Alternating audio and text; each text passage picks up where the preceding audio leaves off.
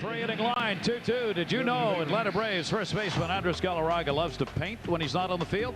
Boston Red Sox shortstop Nomar Garciaparra, big soccer fan. Well, you would if you watched Baseball Max. Each week we bring you highlights from the American and National Leagues along with player profiles, instruction, and more. Baseball Max. Check your local listings for the times in your country.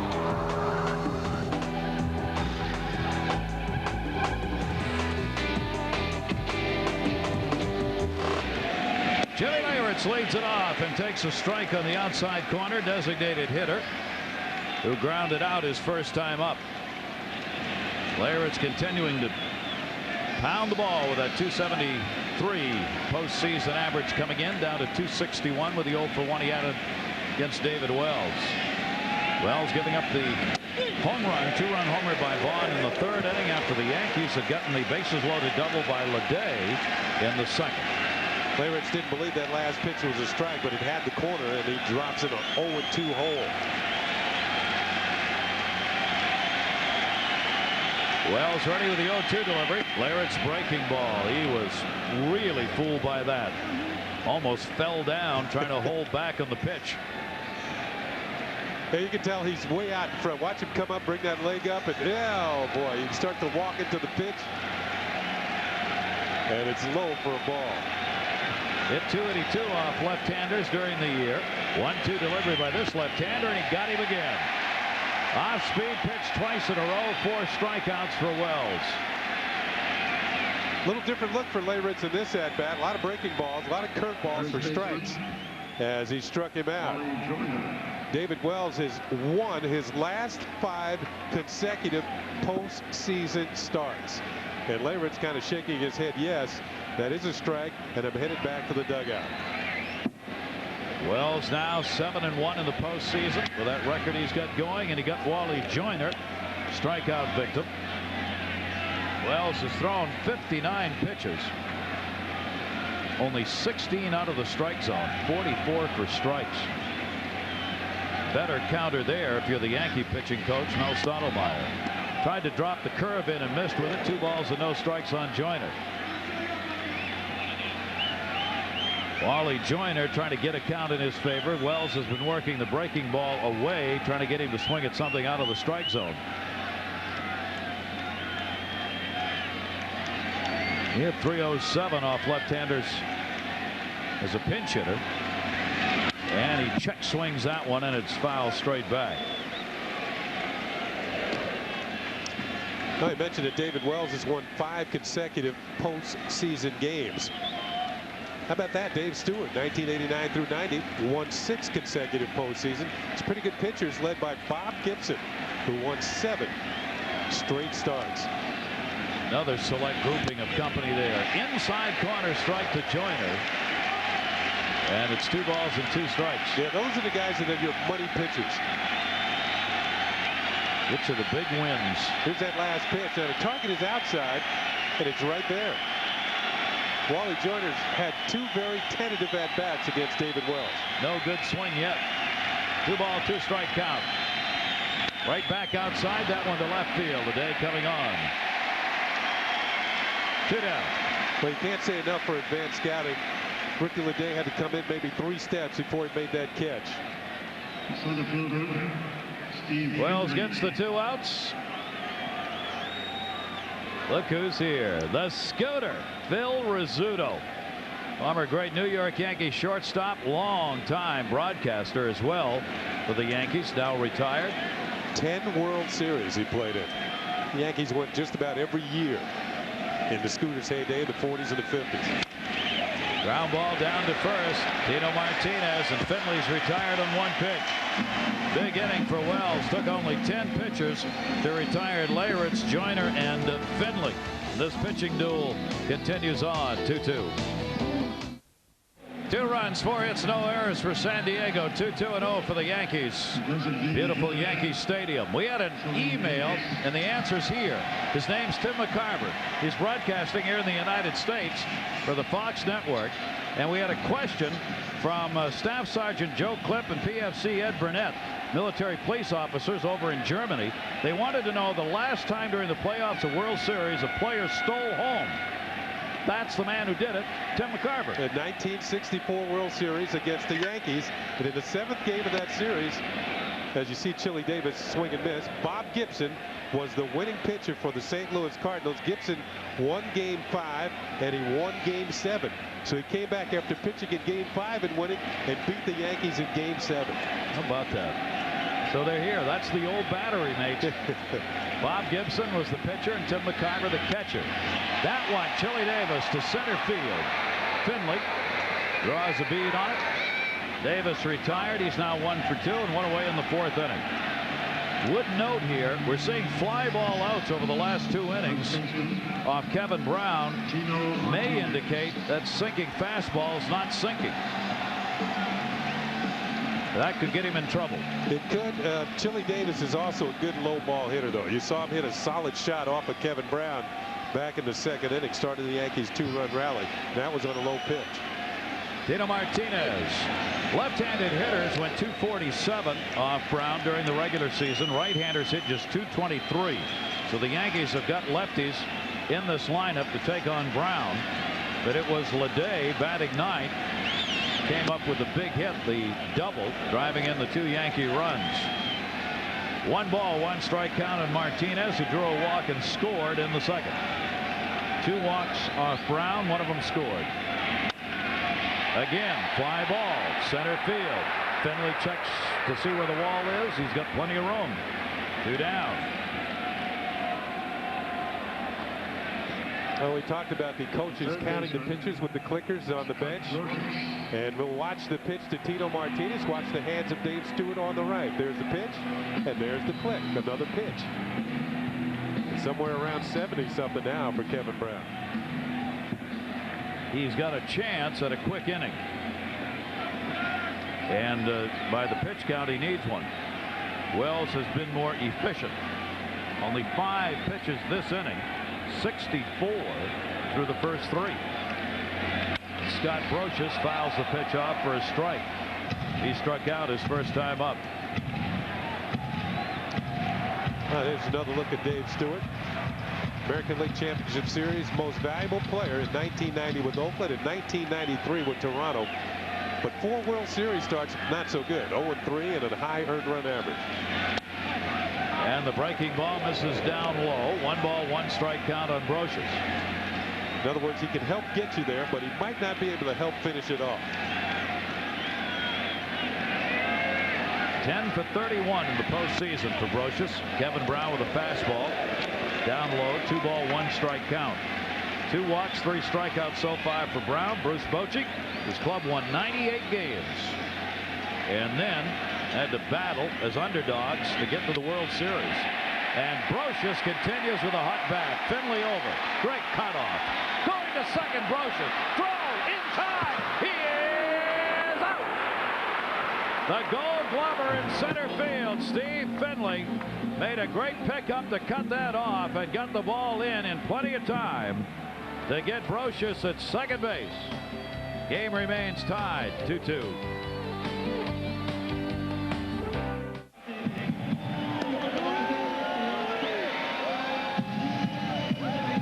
The anticipated pitcher's duel indeed taking place here, and a little defense too. Well, Steve Finley kind of bobbles the ball, but look at the throw that he makes. Now, we told you he's an excellent center fielder. The throw is right on the money, and Kilby O'Veras, all he has to do is tag the oncoming Scott Brosius. You had to wait for him to get there. Yeah, he did. The throw was that good. Now, Brosius, I don't really think he made up his mind to try for 2 until he saw the bobble. Now watch, he's going down here. Now watch, he will turn it on a little bit more. Right there, he's going to try for 2.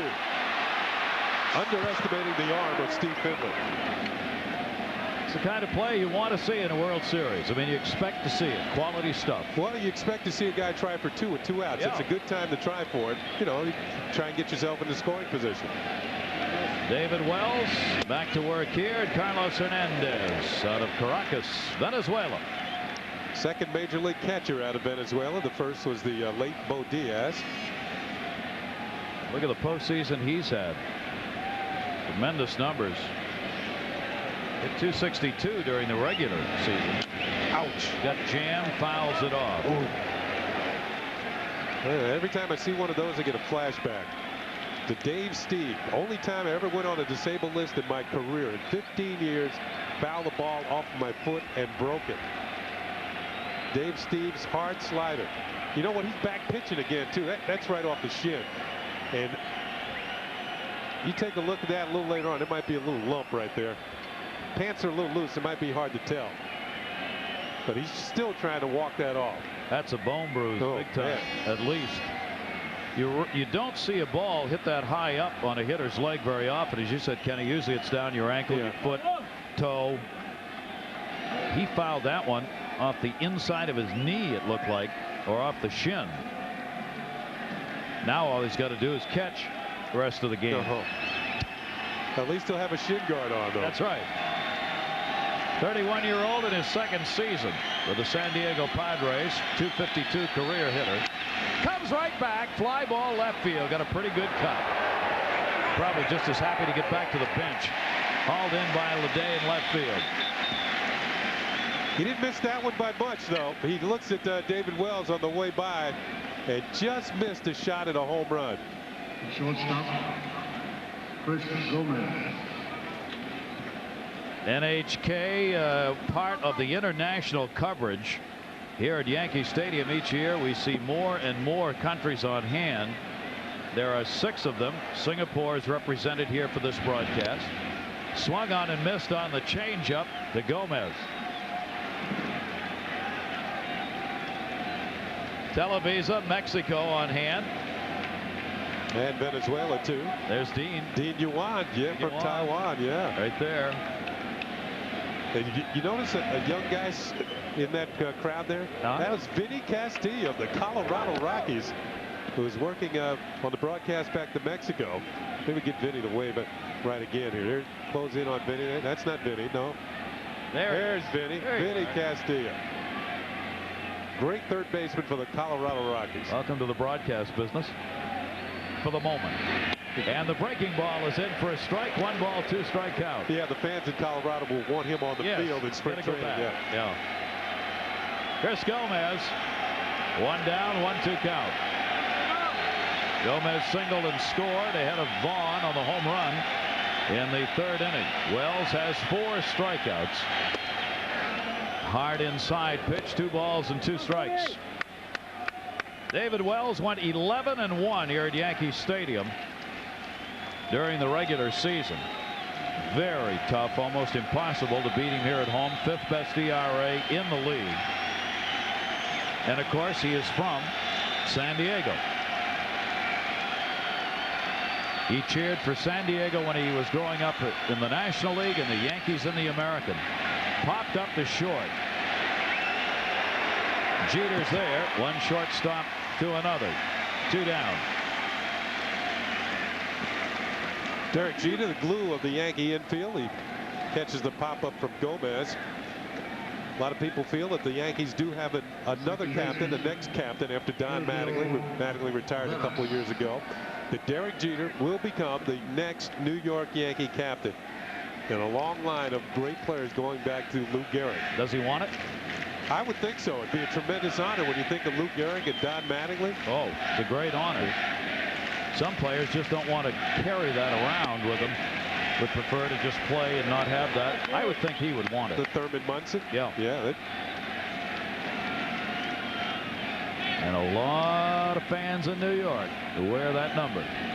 Kelvin Alvarez, leadoff batter, drew a walk and flied out in his 2 plate appearances so far. Ball game tied 2-2 as these 2 pitchers continue at it. Many think, and I am one of them, that this game is crucial. I know it's only the first game, but this is a big game, more so for San Diego than the Yankees. I think it sets a tone for the rest of the series. If you can beat their #1 pitcher or win the game that he pitches in, whether he gets the decision or not, it really does something for your ball club. It tells you that we've beaten their best guy. San Diego comes in as the underdog. They want to use Kevin Brown potentially 3 times if it went 7. They want him to pitch here. They want him to pitch in game 4. And if there was a game 7, they want him to go there. So if they're going to win, he's got to win. Swung on and missed.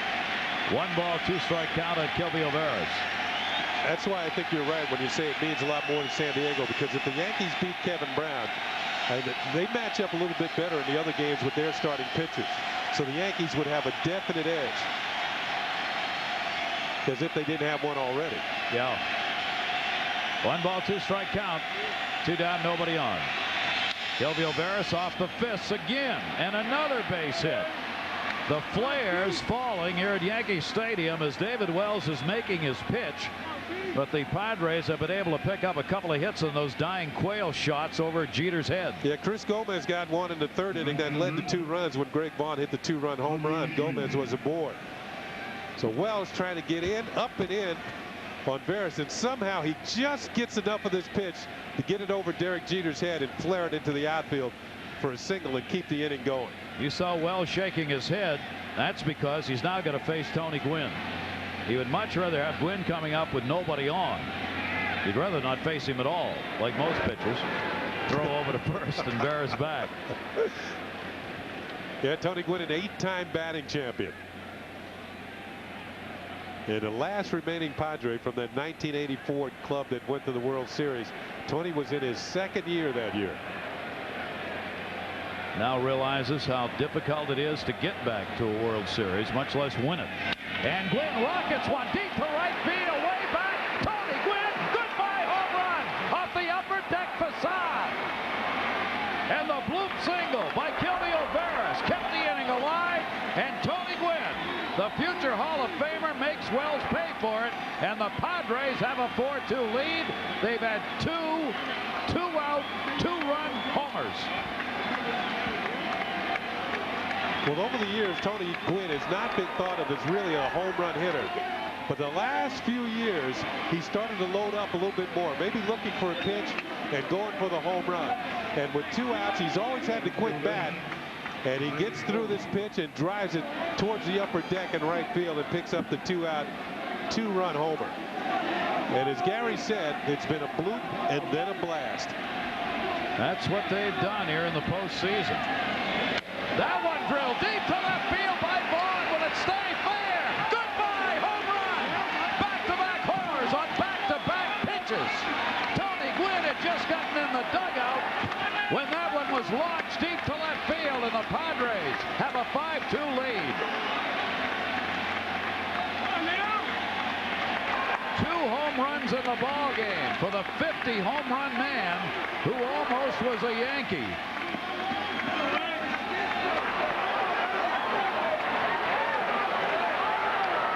Well, over in the Yankee dugout, they are certainly stunned by the turn of events here in the 5th inning. It looked like David Wells was sailing along, a fly ball to left field, and a pop up the short. A bloop single, and then 2 home runs by Gwynn and Vaughn. 12th time in World Series history there have been back-to-back home runs. 12th time. All of a sudden, 2 pitches, and the Padres have a 5-2 lead. And I mean, those babies were clawed. Oh, both of them. 3 postseason home runs for Vaughn. Well, he likes the ball down and in, and this ball is crushed. It's going to get out of here in a hurry. And I'm not sure if it made the upper deck or not. No, not quite. But still, it was tagged. Outside to Ken Caminiti, another home run threat at the plate. Yeah, a little bloop by Gilvio Veras. The bloop and then 2 blasts.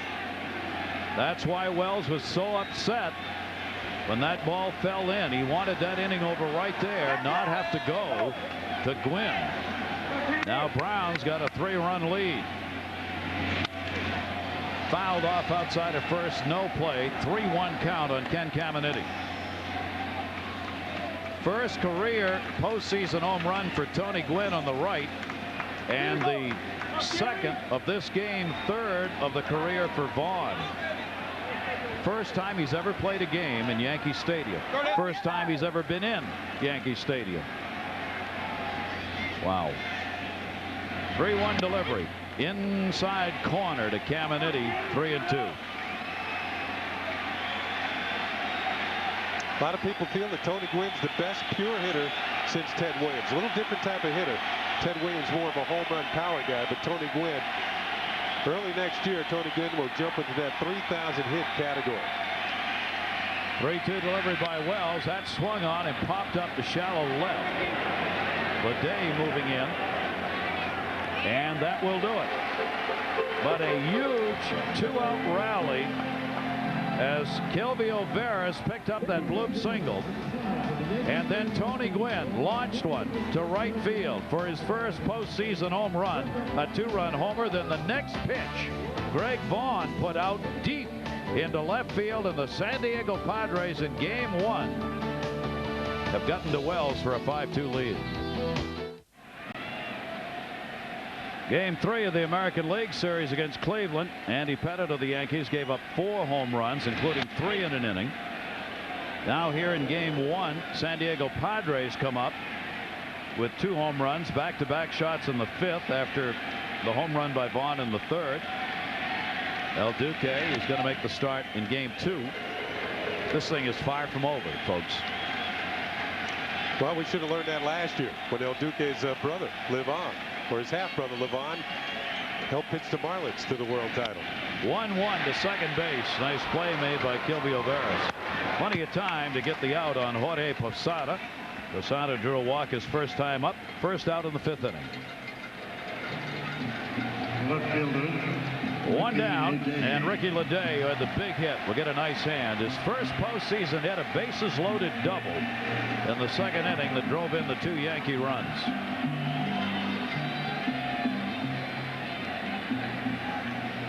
There's the 1 for 6 that LeDee has had. That one you saw in this game. Nasty jam pitch inside. Bear in mind that Kevin Brown has the career record against the Yankees, the best of any pitcher in Major League history, with a 12-3 mark. Boy, LeDee's hot. Base hit into right field. Tony Gwynn will get it back in, and LeDee is 2 for 2. So Joe Torres made the right move for this game in left field. Yeah, he's been waiting for somebody to kind of take over and take charge in left field with the bat, and tonight he's gotten a double and a single out of Ricky LeDee. Almost his exact same pitch he hit the double on. Fastball out over the plate. He goes out and gets it, lines it into right field for the base hit. So Ricky LeDee starting to swing the bat at the right time. Yankees now have 4 hits off Kevin Brown, who's walked 2 and struck out 3. LeDee's got 2 of them. And both RBIs. Leadoff batter Chuck Knobloch, a strikeout victim, and he is popped out. Runner on at first base against Brown. LeDee being held by Wally Joyner. Line drive, base hit into right field. Tony Gwynn up with it. LeDee will stop at second, and the Yankees come right back. They get 2 on with 1 down in the middle of their order coming up. Well, Veras not happy that he didn't come up with that line drive. That ball was just too hot off the bat of Chuck Knobloch for the base hit. One thing Yankee fans didn't see much from Knobloch this year. Didn't hit the ball to the opposite field as often as he has in the past. Maybe that's why his average was down somewhat. But he does right there, picks up the base hit. LeDee had to hold up to make sure that Veras would not make the catch. When the ball went to right field, he advanced to second base. Now the Yankees will call on the middle of their order. Derek Jeter, 0 for 2. Brown is shut down. Jeter, O'Neill, and Williams for a combined 0 for 6 so far tonight. Stewart's on the phone. Chopper, tough play. Gomez, running throw, got him. But the runners advance. There are, however, 2 down. Kenny, those are the kind of plays you got to make, but they're not easy. A Major League shortstop. Shortstops, a lot of people feel, is the most difficult fielding position outside of maybe a catcher. Because you have to have sure hands, you have to have a strong arm, you have to be able to catch the ball on the run, then straighten up and throw. Derek Jeter has the great speed. Watch the bouncing ball over the mound. It's going to be a tough play. The ball stayed down. Made it even tougher for Gomez, but he makes the play and throws Jeter out. Another big moment in this game. With 2 down, the Yankees have 2 in scoring position for Paul O'Neill. A .335 hitter during the regular season with runners in scoring position. O'Neill gets the chance here. Check swing. Did he go? No. Dana DeMuth at third.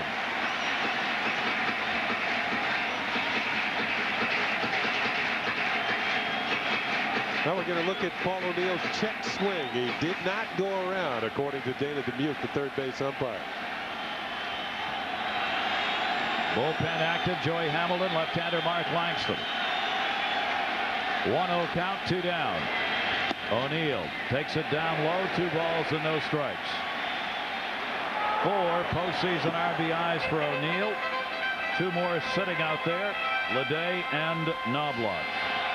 All the runs in this game have been scored with 2 outs. So some clutch hitting on both sides in difficult situations. Hitters count here. 2-0 delivery. Fastball. Strike taken by O'Neill. 2-1. Yankees have stranded just 2. Both came in the second inning. Padres have stranded 2. 1 in the first, 1 in the second.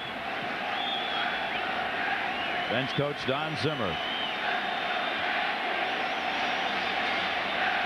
David Cohn, the starter in game 3. Missed outside. Slider moving away. 3-1.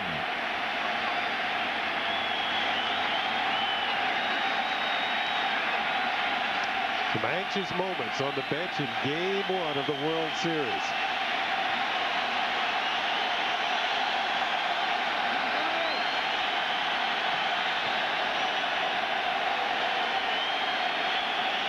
Three, 1-2 down. O'Neill a chopper towards second base. Kilby O'Barris.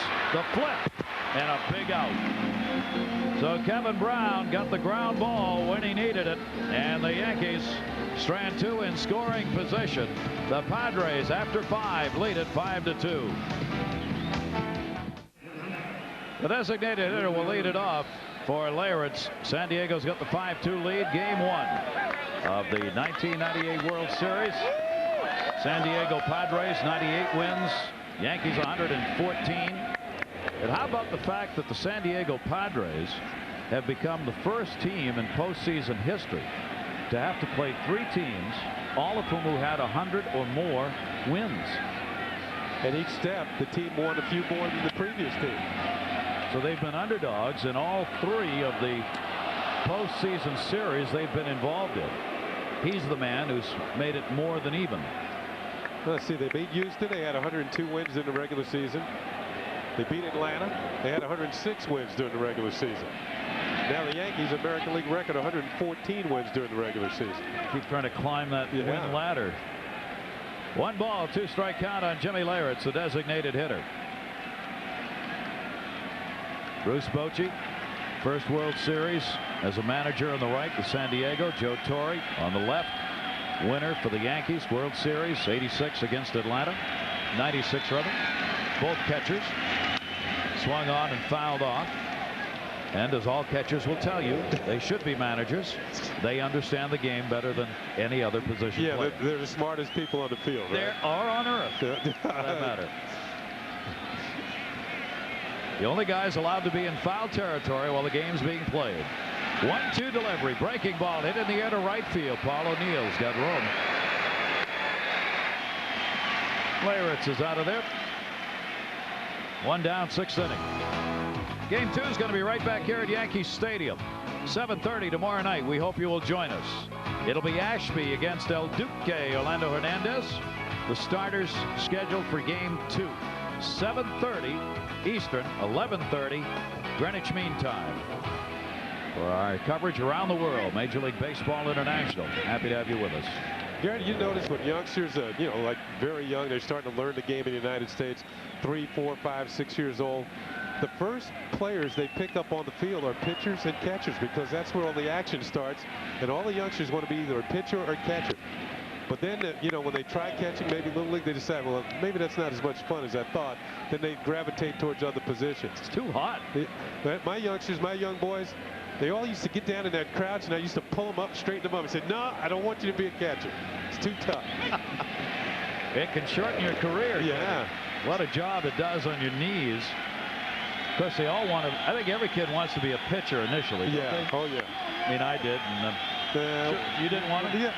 It was all right. I like the hit. Yeah, I knew that was coming. Here's the 1-2 delivery to Joyner. Check swing. He stays off it. You can earn a lot of money catching in this day and age because they're hard to find. They're hard to find, and pitching and catching actually the two quickest ways to get to the major leagues. If you're a good defensive catcher, can throw some people out, and you can hit a little bit, you're going to be in the major leagues. Jorge Posada was an infielder when he first came up, and then he became a catcher and made it to the major leagues. There's a lot of infielders around, but not many switch hitting catchers like Jorge Posada. I was a left-handed catcher in college. Yeah, well, that?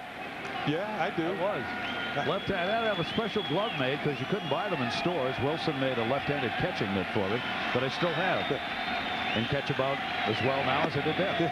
Pitch is outside, and it is a 3-2 count. Yeah, but you call a heck of a game. I did, and I never hit a right-handed batter in the head either. 3-2. I always couldn't get over that. They say you can't catch if you're left-handed. You're going to hit the right-handed batter in the head. I said, what's the difference? If you're right-handed, you're going to hit the left-handed batter in the head. And Wally Joyner picks up the walk. That is the second walk. Give it up by Wells, and with one down, Joyner's on, and Julie Croteau is with us down at field level somewhere. Julie, where are you?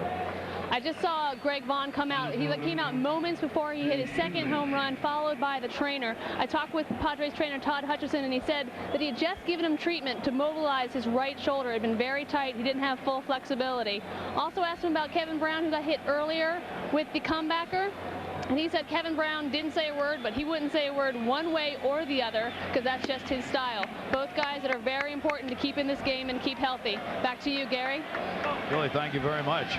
And he's not kidding about that. Julie's right. He won't talk to anybody. No, but he doesn't change his expression very much during the course of the game.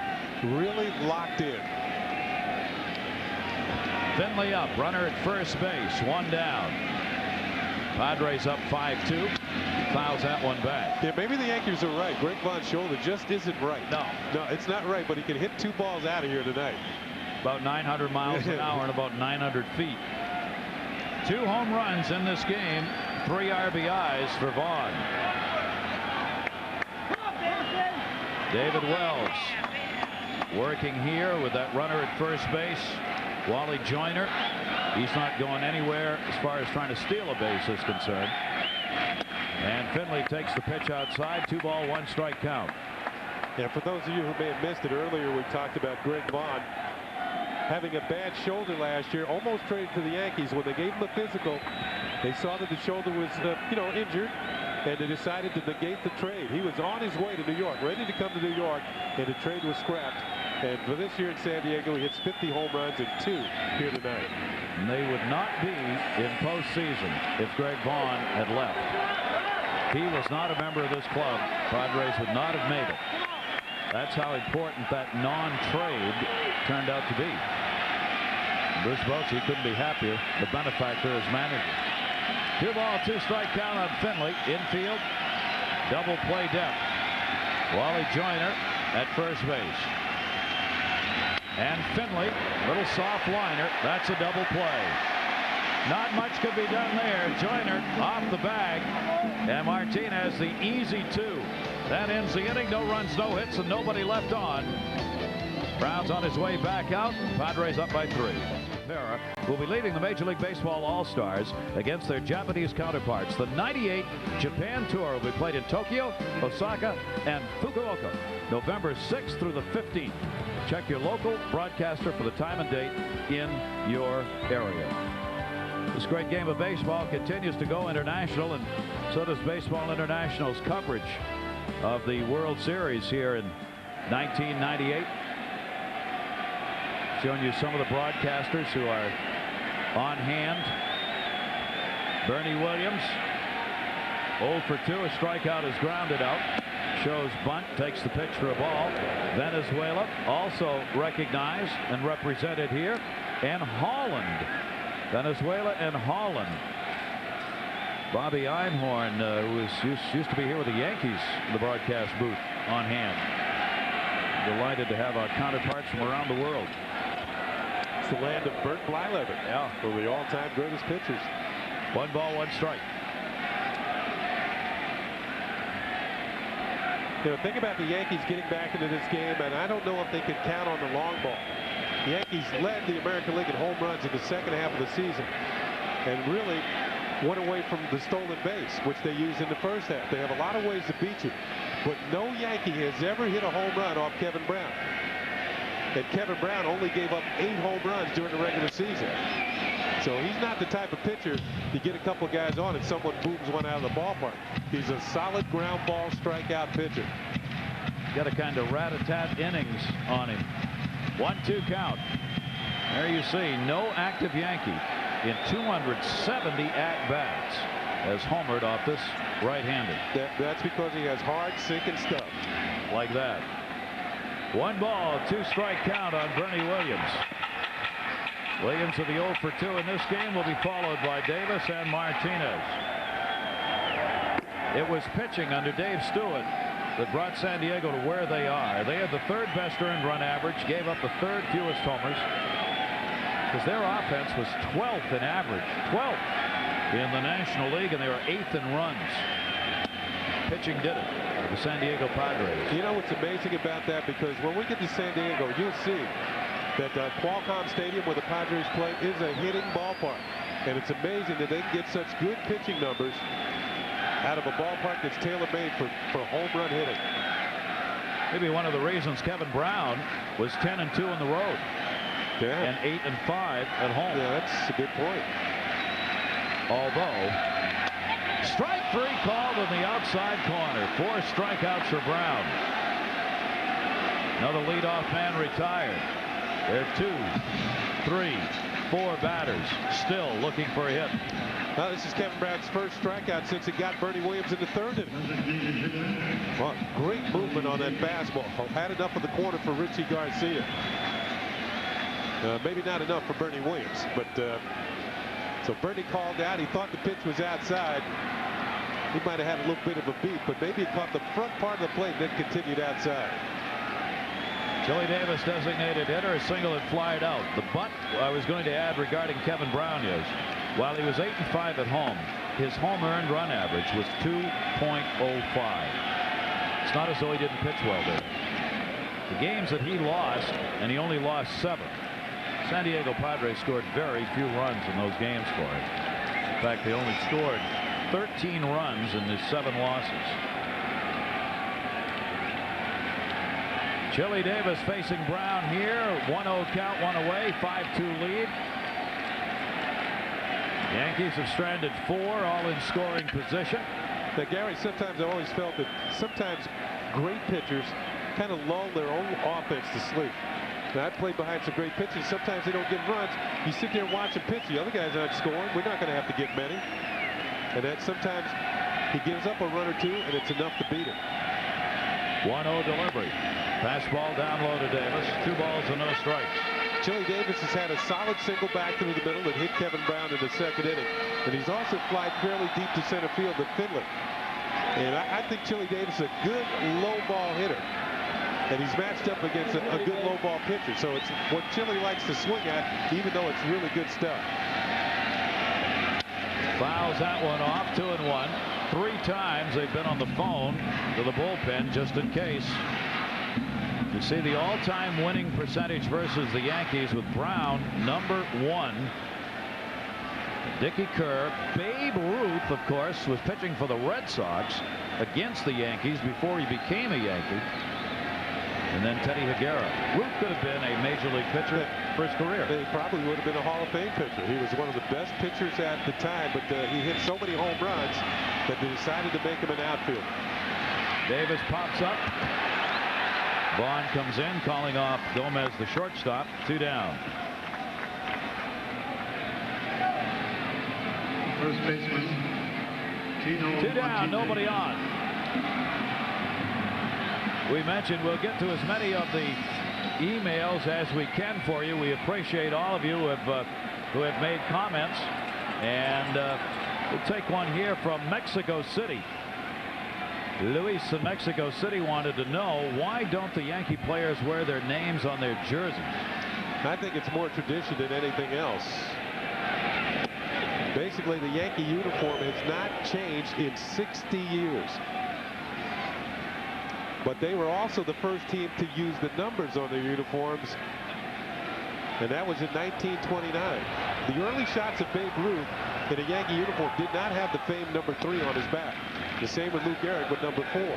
And when the Yankees became the first team to put numbers on their back, They put the numbers according to where you batted in the batting order. That's why Lou Gehrig had number 4 and Babe Ruth had number 3. And that's why they're not available anymore. Breaking ball fouled off. It's tough to get a low number if you're a Yankee player. There aren't many left. All retired. The Yankees have had pinstripes in their uniform since 1950. And since 1922, the Yankee hat has been the same. The interlocking NY and the solid navy blue. Swung on and missed. 5 strikeouts for Kevin Brown, 2 in the inning. He retires the Yankees in order for the 2nd time in the game. And the San Diego Padres in Game 1 of the 1998 World Series are leading it 5-2 after 6. San Diego Game 1, they have the lead. Welcome back to Yankee Stadium. Gary Thorne, Ken Singleton. Kenny and I were talking before the game started tonight about an interesting potential problem for the Yankees. The fans didn't know how to react to the San Diego team when they were introduced. Well, the San Diego team really not known here in New York. They're out on the West Coast. A lot of their games are late, but the fact is that they're going to get to know them during the course of this World Series, and they know them now. 3 home runs in the ball game by the Padres. Kind of what happened was that this Yankee Stadium, which the Yankee players are so used to having robust and rocking all the time, just kind of has been mellow as may have seen it in a long time here tonight, because they got there's no animosity towards San Diego. There's no fire. Yeah, these are not the Boston Red Sox or the Baltimore Orioles in here, teams that they have learned to dislike over the years because they are division rivals. And of course, even with interleague play, San Diego's out in the Western Division. And you know, the applause or whatever at the beginning of the game when the players are introduced, you know, Tony Gwynn got some because he's probably somebody that everybody knows, but the rest of the Padres are more or less unknowns to the Yankee fans. So that's taken some of the adrenaline out of the ball game for the Yankees. That one drilled foul by Carlos Hernandez, a 3-ball 1-strike count on Carlos Hernandez. And in all honesty, the other thing that happens when you have Kevin Brown on the mound, as you were talking, not only do the players behind him kind of get slowed down, he slows the fans down. There's not much going on, and he takes his time doing nothing. He's doing everything, but I mean, not active on the field because nobody's hitting the ball against him. And as far as he's concerned, that's just fine. Yeah, he's doing his job. 3-ball 2-strike count. 101 pitches coming into this inning for David Wells. 3-2 delivery. Ripped foul into the seats by Carlos Hernandez. You know, these pitches are hit hard, but they're fastballs in, and the only place that the Padre hitters can really hit them is to pull them foul. You've heard the expression, a loud strike. Well, that's exactly what this is. Fastball in. Posada shifts to the inside on Hernandez. Pitches there. And look, the only way you can get good wood on it is to pull the ball foul, and he does.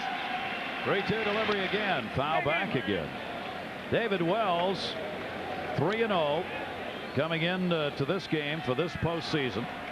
He had given up 3 home runs in 23 innings of postseason pitching this year. In this game, of course, he has given up 3 home runs in 6+ innings. Greg Vaughn has 2 of them. Tony Gwynn the other. Stottlemyre, the pitching coach. I'm sure the thought is right now we really don't have anybody in the bullpen who's going to do a better job than Wells. So he stays on. Bernie Williams puts that one away. Carlos Hernandez retired and 1 down, 7th inning. Well, a few celebrities here on hand at Yankee Stadium, as you might expect. That's Denzel Washington, the great actor. There's Bruce Willis right behind him, sporting their Yankee hats. Yankee bullpen. They should bring those 2 guys in. They could put out a lot of fires, couldn't they?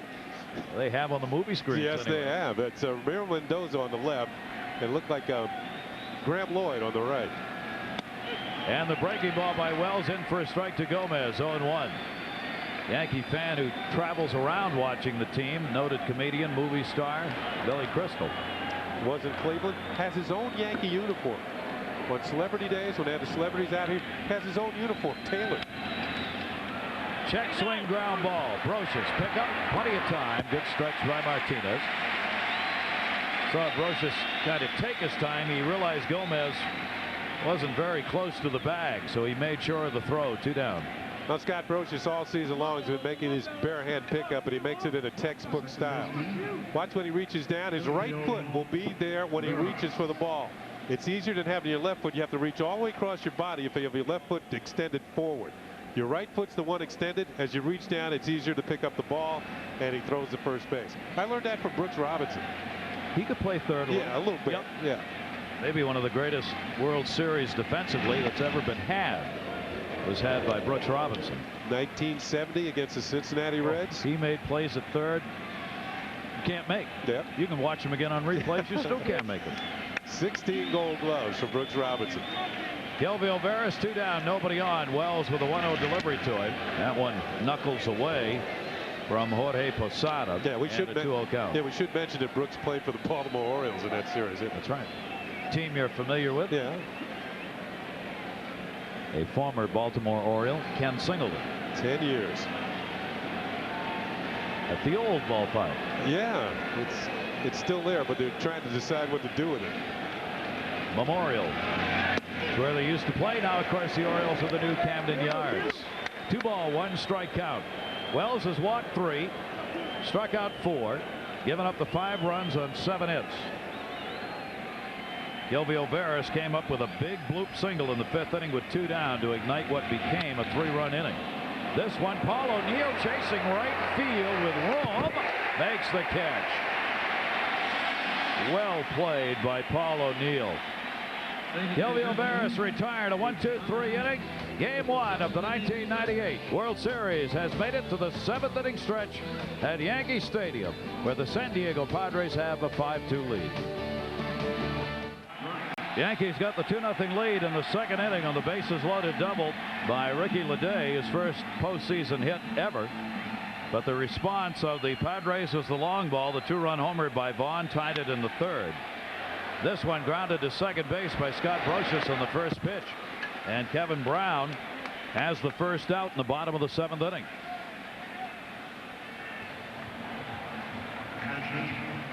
So Brown has responded since getting the lead in this game by giving the Yankees virtually nothing. The back-to-back homers by Gwynn and Vaughn in the 5th put San Diego up. Dave Stewart has had the bullpen up and down just in case Brown runs into trouble, but now he's taking them to the 7th inning, and they're getting close to where they won't worry about going to the bullpen at all.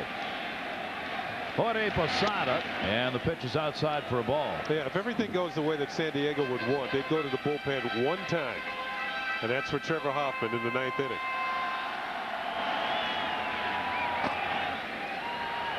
Donnie Wall is a precautionary warm-up, and a line drive base hit by Posada. Gwynn will play it back in. Posada 1 for 2 and a walk.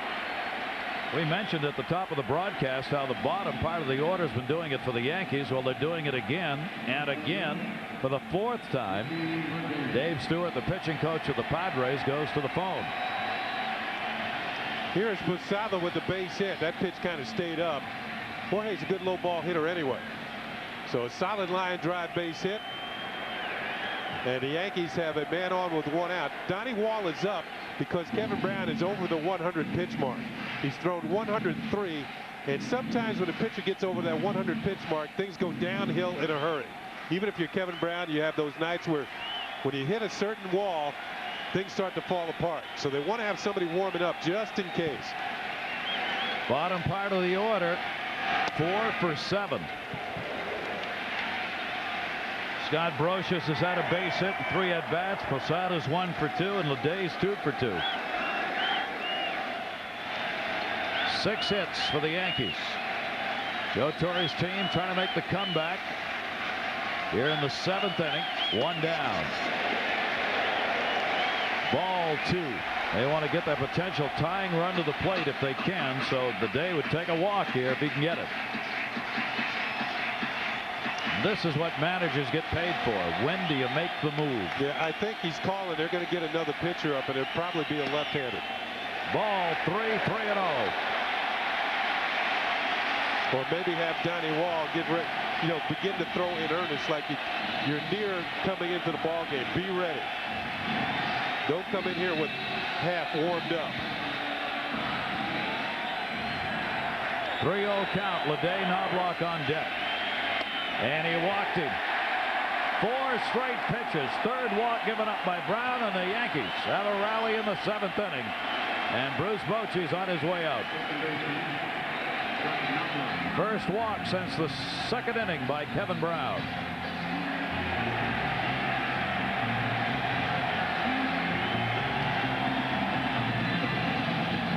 And as we said, this is where San Diego is suspect. Middle relief. Kevin Brown, the 18-game winner, will leave. Still could be the winning pitcher in this game. Donnie Wall out of the bullpen. Diego ace after 6 1/3, 2 runs, 6 hits, 3 walks, 5 strikeouts, and responsible for the 2 base runners on. As veteran Donnie Wall, 31-year-old right-hander, comes on for the Padres in a pivotal point in Game 1. Ballpark starting to liven up a bit here. They see the Yankees mounting a threat here in the 7th inning. Career high 46 appearances. Recalled from AAA middle of April. Had a great finish. The last 30 appearances he was almost unhittable.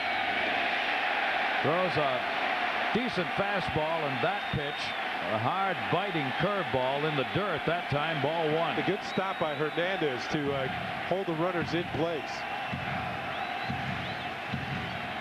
Hernandez, not only do you have to get the glove in position, you have to get your body in position.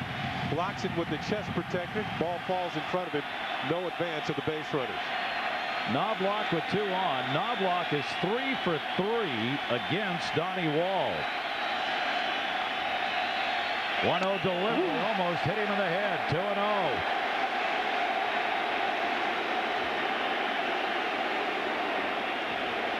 The Yankees have gotten this game where they wanted it. They've gotten him out of there. Kevin Brown, the starter, gotten the middle relief to have to work in this game. Too early to bring Trevor Hoffman in. So Torres Yankees are where they want it to be. If you're going to be behind at this point, you want the bullpen working, not the starter. 2-0 delivered to Knobloch. Left field. Deep. Near the wall. Way back. It is gone. Goodbye home run. Chuck Knobloch has tied the game at 5.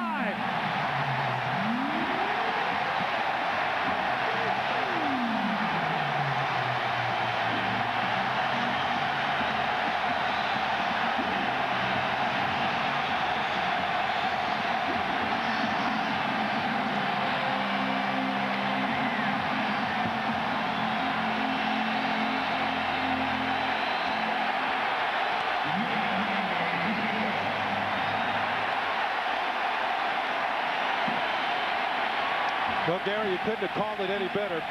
The fact that the Padres have struggled in middle relief. Chuck Knobloch with the home run hit a career high 17 this year. Kevin Brown cannot win this game now that it's been tied by the Yankees here in the 7th. He is now non-decision, and Stewart can't believe it. The Yankees have come right back, and another base hit by Derek Jeter. Game tied at 5. Knobloch with a 3-run homer. His first postseason home run this season for Chuck Knobloch. And Wall is coming out of the game. In fact, that was Knobloch's first postseason home run ever. So the middle part of the ball game is where San Diego has struggled all year out of the pen. And Donnie Wall does not get it done. Knobloch now 4 for 4 lifetime off Wall.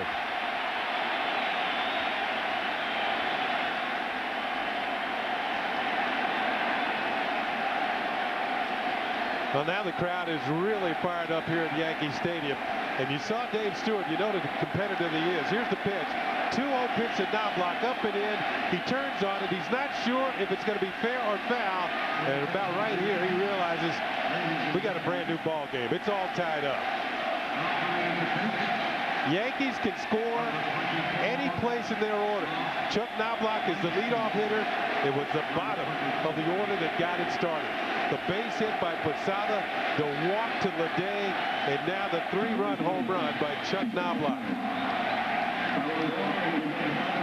And you can see the crowd reaction in the background as Chuck Knobloch faces a crowd at home plate, a crowd of Yankee teammates.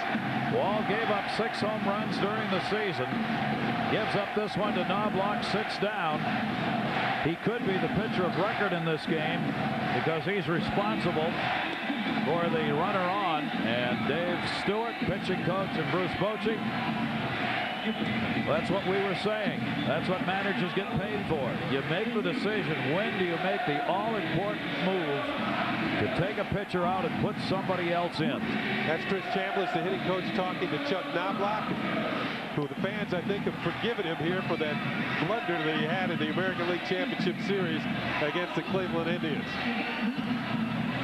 Now we're going to see the veteran Mark Langston come out of the bullpen, a left-hander who has been a starter most of his career. Now 38 years old. He has pitched in Seattle and Montreal and California for the Angels and Anaheim, and with San Diego becoming a reliever. He made game starts as well as working out of the bullpen. Mark Langston in the early part of his career is one of the best strikeout pitchers in baseball. His fastball is not what it once was.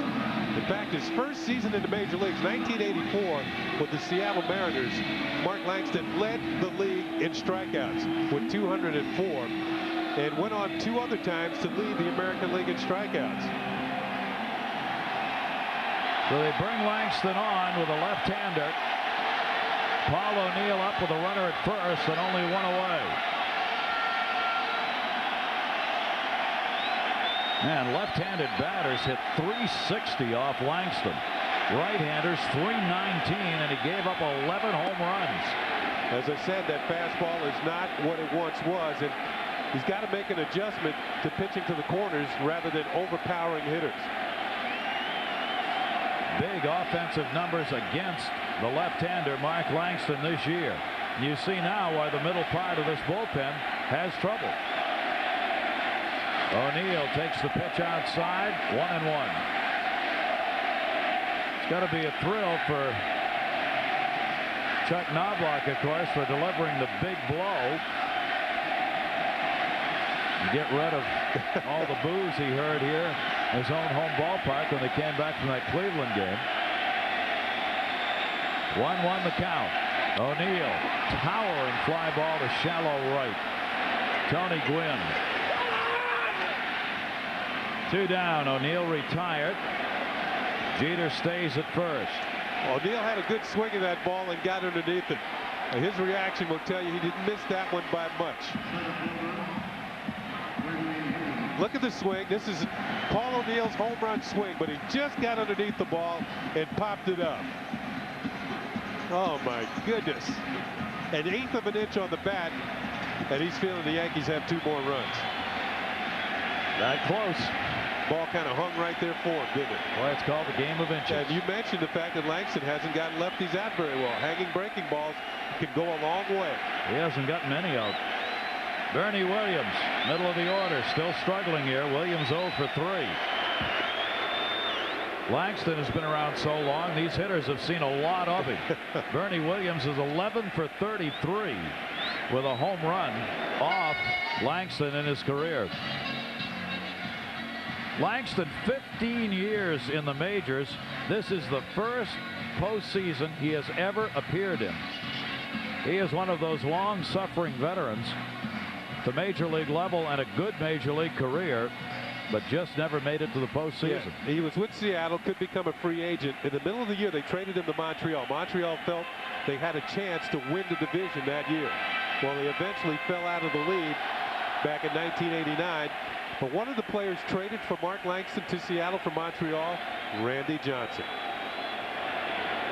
Big unit. Yep. Donnie Wall waiting to see what happens here with Jeter, his responsibility, potential go-ahead run on at first.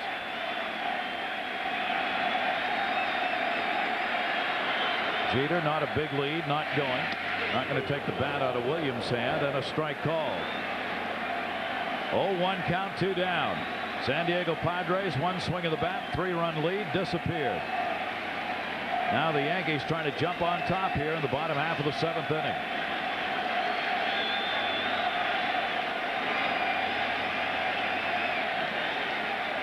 Bernie Williams in the dirt. There goes Jeter. Throw down will be a one-hopper, not in time. Carlos Hernandez had to fight that one just to keep it in front of him. Didn't have a chance on a wild pitch. Yeah, that was a very wild pitch from Langston. Enables the Yankees to get a runner in the scoring position. Good reaction by Jeter on the bases. His ball actually doesn't get that far away. Kind of bounce. He has to recover. Jeter with the speed, the reactions, he's off and running. Hernandez slipped on the throw and still got it down there pretty good. Threw off balance. Jeter's in at second. Looked like a cricket pitcher on that one. 1 ball, 1 strike count. Now the potential go-ahead runs at second base as you look through Willie Randolph, and they'll give the intentional pass to Bernie Williams, who hit .350 off left-handers during the year.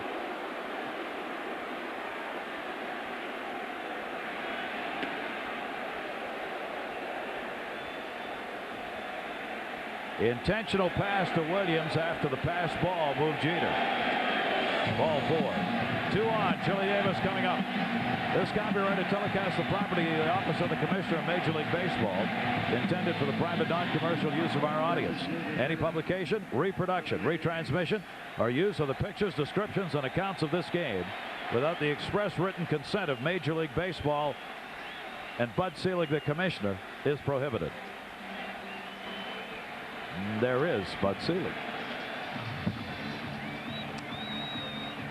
Stewart out to talk to Langston. You know, you're walking Bernie Williams. It's a good move. I think that managers pick players they don't want to beat them. Bernie Williams, a batting champion, good hitter from both sides of the plate, maybe a little better right-handed. So Bruce Bochy has decided to go to Chili Davis, but I wonder how many times over the years that Chili Davis has had somebody walked in front of him just to tick him off, and he comes through with a hit. Well, we're going to find out if this is one of them. Yeah, we're going to find out. Knobloch with the 3-run homer on the left. Wall, who gave it up. Davis, switch hitter, a single, 1 for 3 in the game. He is 7 for 26 lifetime off Langston. This season, not a lot of opportunities from this side of the plate against left-handers.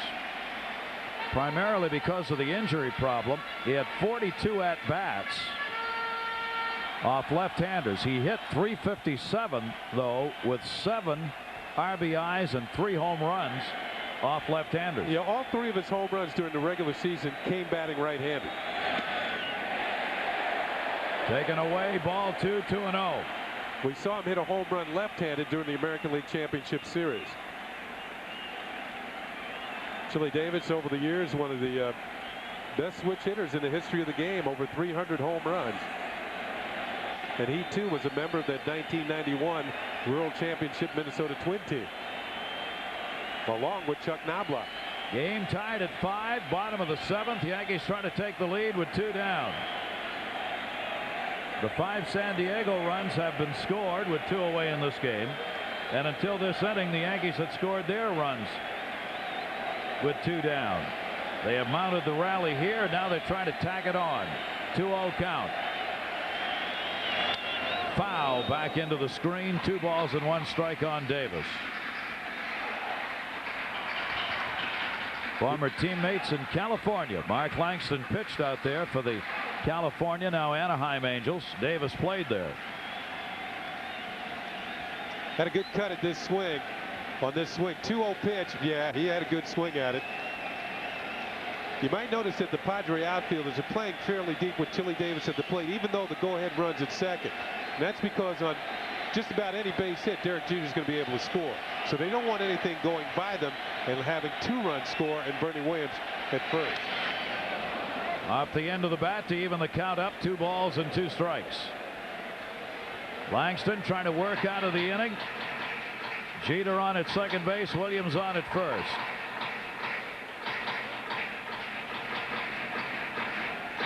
Jorge Posada started this out with a single with 1 down. Getting the inning ignited Knobloch with the 3-run homer tied this ball game up. Langston, in his 4th appearance in the postseason, has only worked an inning in the 3rd, giving up 1 hit.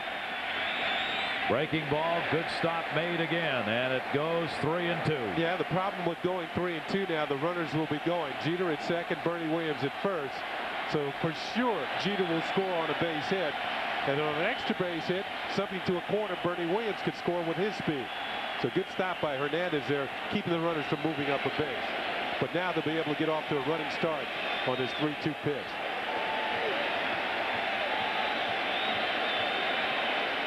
(3-2), 2 down, 5-5 the score. Game 1. 3-2 delivery. Runners go in the dirt. Bases loaded. Langston buried another one. And the Yankees have loaded him up with 2 down for Tino Martinez.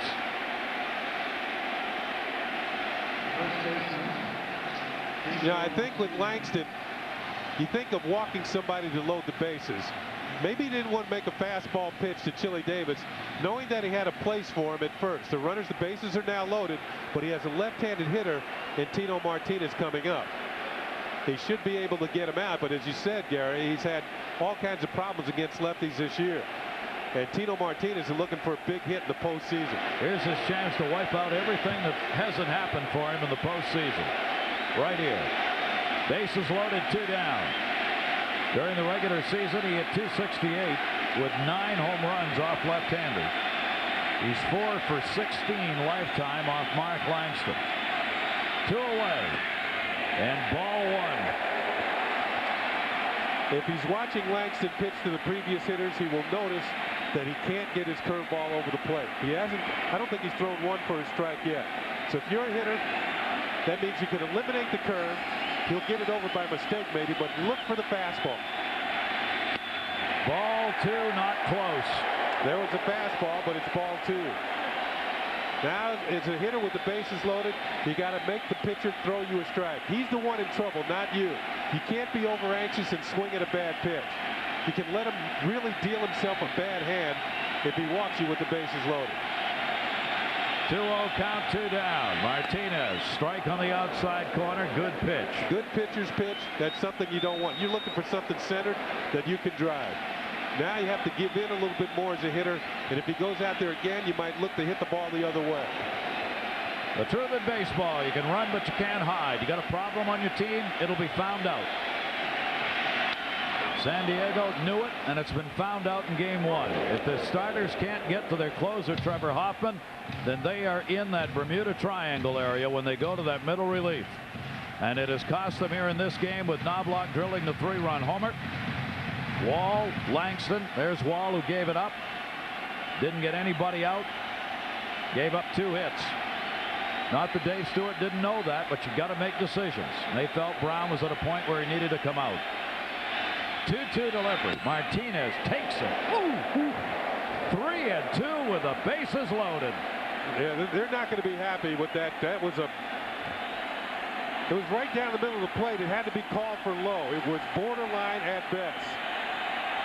That's a pitch that Dave Stewart would want called a strike if he would pitch it, and Bruce Bochy if he would catch it. Now the runners get a chance to be off and running. 3-2, 2 down, bases loaded. Martinez deep to right field. It's a great postseason. A grand slam home run for Tino Martinez.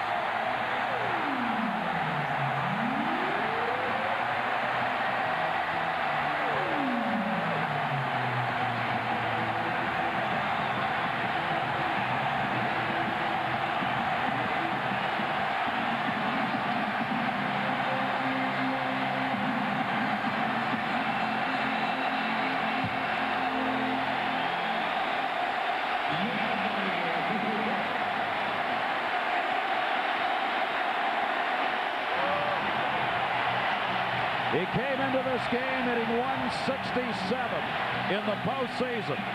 That is his 3rd career postseason home run. A grand slam on Mark Langston. And the Yankees have a 9-5 lead. Now we mentioned he was looking for his first big hit of the postseason. I don't know if it can get any bigger than this. 4 runs on 1 swing of the bat. Another one. BROSIUS, center field. Finley able to catch up with it. The Yankees send 10 men to the plate in the 7th inning. They score 7 runs, a 3-run homer by Chuck Knobloch, and a grand slam home run by Tino Martinez. And the Yankees go from a 5-2 deficit to a 9-5 lead.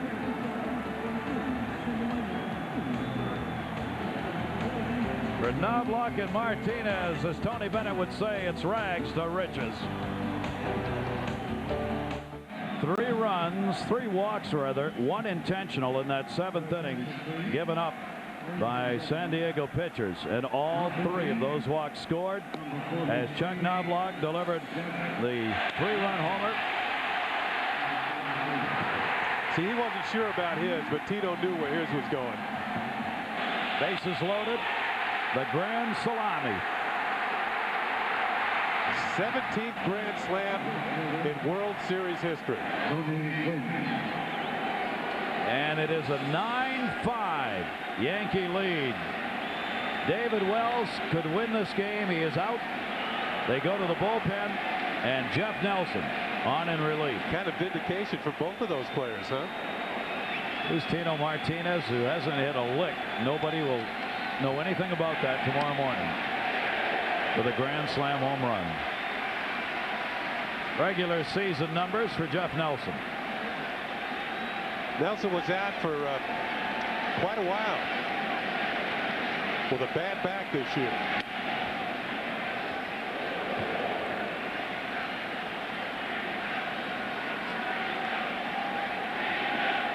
'17th grand slam. 8 by a Yankees. Joe Pepitone of the Yankees, the last one to do it. Mark Langston gave it up. Tony Gwynn fouls it off. Gwynn delivered a home run in the 5th inning. He's now 2 for 3 in the game. But the Padres, they had this house quieted, had Yankee Stadium mellowed out. Not anymore.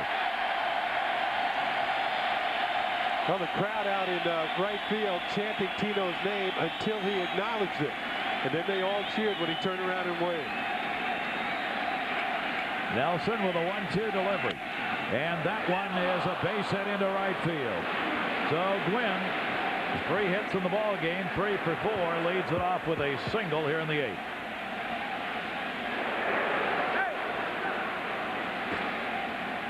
That Chuck Knobloch, well, reacted a lot more calmly to the home run that he hit than the one that Tino Martinez hit.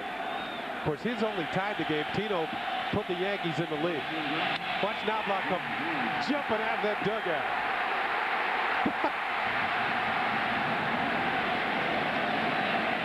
But Roy Campanella used to say you have to have a lot of little boy in you to play this game. That was the little boy in Chuck Knobloch.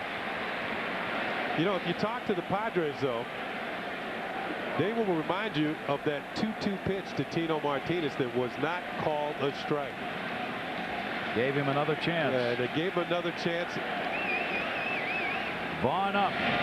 He already has 2 home runs in this game. Picking up 1 in the 3rd and 1 in the 5th. 3 RBIs. He and Tony Gwynn had back-to-back home runs in the 5th inning. 1 ball, 1 strike count. Padres need base runners as we're in the 8th. Broken back ground ball. Nelson plays it second. Knobloch, they'll get the force out. Good play by Jeff Nelson. First of all, the bat was shattered and the barrel of the bat is flying around somewhere in the infield. He doesn't know how close it is to him, but he made a nice play on the backhand and immediately went to second for the force. Sometimes in situations like this, the pitcher will duck. Man, that was pretty close to it. And the throw goes to second for the force play. Somehow he's able to concentrate and make the play on the ball and throw out the lead runner.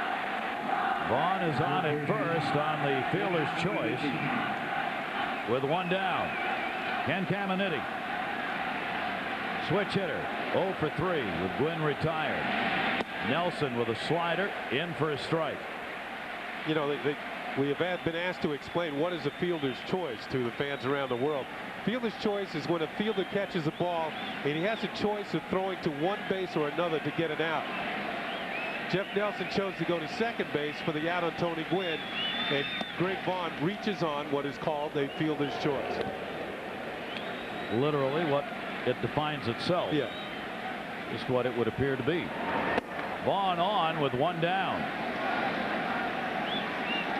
John Vander Wal has come out in the on-deck circle. Hit for Jimmy Leyritz in the DH spot. Another breaking ball that missed outside to Ken Caminiti. 2 ball 1 strike count. For Caminiti this year, he hit .252 total. Caminiti against the left-handers, .233, .263 against right-handers. And takes the pitch up high. Nelson falls behind 3-1. Now Leyritz is coming back out to the on-deck circle, and Vander Wal heads back into the dugout. And that might be because of the fact that Graham Lloyd is up in the Yankee bullpen. Or at least I believe it's Graham Lloyd. They have a left-hander warming up. Yep, it's him. So if Vander Wal would come out to pitch hit, you probably would see Graham Lloyd come in. Lloyd and Mariano Rivera, right-hander and the left-hander, the Yankee bullpen. So I would believe that Bruce Bochy might feel that Jim Leyritz has a better chance of getting a hit off of Jeff Nelson than Vander Wal would off of Graham Lloyd, and he'd have to make another move. Inside, and he walked him. This will drive Joe Torre crazy. Get the 9-5 lead, and now Nelson comes on and surrenders a walk, putting runners at first and second with one down. And maybe Bochy also feeling that Jim Leyritz been a proven postseason performer with all those clutch home runs. Maybe he's asking for one more. They got one more in those bats. Jimmy Leyritz, the designated hitter. Jeff Nelson making his sixth appearance of the postseason. He's worked 4 innings, given up 3 runs, 5 hits in 4 innings. Had a couple of hit batters and 3 walks. 2 on, 1 down. Leyritz on the breaking ball, a strike. I have a feeling if Jeff Nelson does not get Jim Leyritz out, you'll see Graham Lloyd come in and pitch to Wally Joyner. And maybe even if he does get him out, he'll still bring in Graham Lloyd to pitch to Wally Joyner. Leyritz 2 for 11 against Nelson in his career. Fouls that one back. Nelson goes ahead on the count, 2 strikes. Great to have you with us around the world. Those are the scouting reports kept by the clubs. How every hitter does against every pitcher. Helps make decisions for the managers. 1 down, 2 strike count with 2 on. Here in the 8th, Yankees with a 7-run 7th inning. Swung on and missed. He gets Leyritz.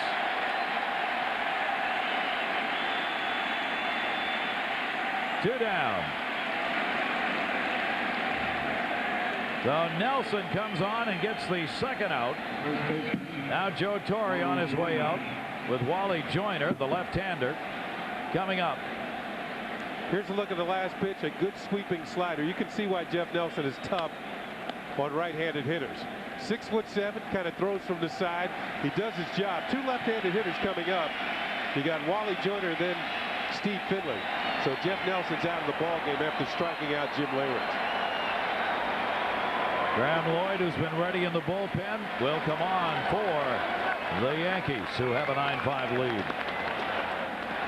That he can get 4 outs tonight instead of the usual 3, 2, or 1 to pick up a save. Mariano Rivera, you look at his numbers on the regular season. Look at that ERA, 1.91, 3-0 record, 36 saves, allowed just 3 home runs all season long. 2 of them came in 1 game. Gave up a home run to Mike Stanley and Ed Sprague of the Blue Jays back on July 18th. It was a game that the Yankees won 10-3.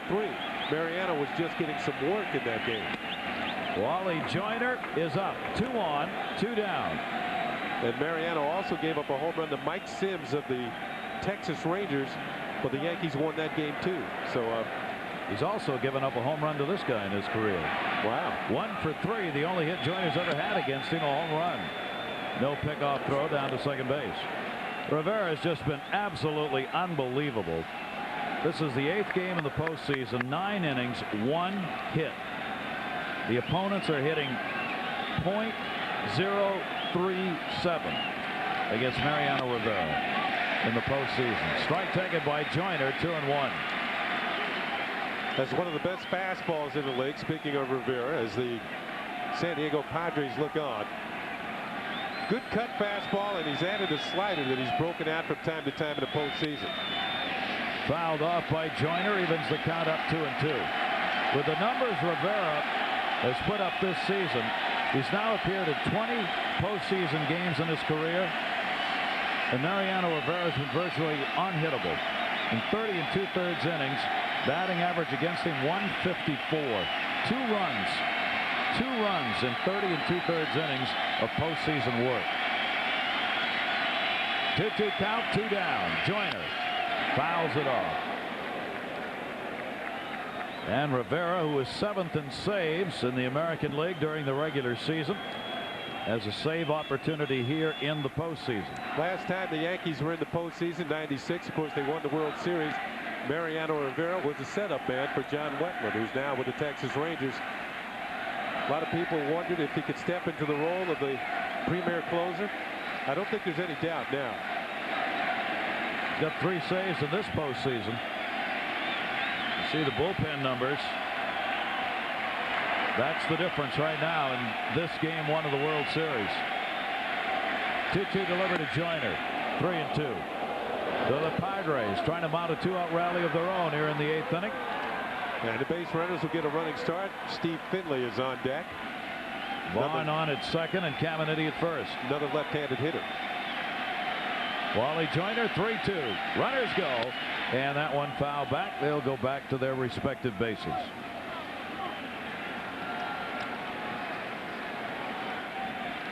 So we have in this game now Donnie Wall, the pitcher of record, who gave up 2 runs, 2 hits in no part of an inning. And David Wells, the starter, pitcher of record for the Yankees. 3-ball, 2-strike count on Joyner. Runners go, swung on, and for the 3rd time fouled off by Wally Joyner.